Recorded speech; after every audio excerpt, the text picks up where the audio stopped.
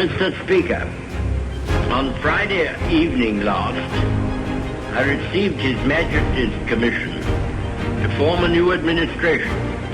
It was the evident wish and will of Parliament and the nation that this should be conceived on the broadest possible basis, and that it should include all parties, both those who supported the late government and also the parties of the opposition.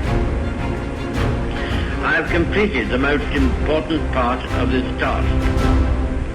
A war cabinet has been formed of 5 members, representing, with the Liberal opposition, the unity of the nation. The 3 party leaders have agreed to serve either in the war cabinet or in high executive office. The 3 fighting services have been filled. It was necessary that this should be done in one single day on account of the extreme urgency and rigor of events. A number of other key positions were filled yesterday, and I am submitting a further list to His Majesty tonight. I hope to complete the appointment of the principal ministers during tomorrow. The appointment of the other ministers usually takes a little longer, but I trust that when Parliament meets again, this part of my task will be completed, and that the administration will be complete in all respects. Sir, I considered it in the public interest to suggest that the House should be summoned to meet today. Mr. Speaker agreed and took the necessary steps in accordance with the powers conferred upon him by the resolution of the House. At the end of the proceedings today, the adjournment of the House will be proposed until Tuesday, the 21st of May, with, of course, provision for earlier meeting if need be. The business to be considered during that week will be notified to members at the earliest opportunity. I now invite the House, by the resolution which stands in my name, to record its approval of the steps taken and to declare its confidence in the new government. Sir, to form an administration of this scale and complexity is a serious undertaking in itself.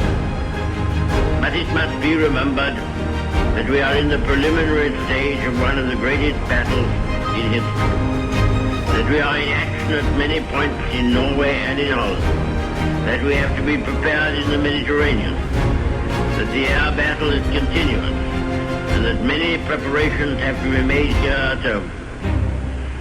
In this crisis, I hope I may be pardoned if I do not address the House at any length today. I hope that any of my friends and colleagues or former colleagues who are affected by the political reconstruction will make all allowances for any lack of ceremony with which it has been necessary to act. I would say to the House, as I said to those who have joined the government, I have nothing to offer but blood, toil, tears, and sweat.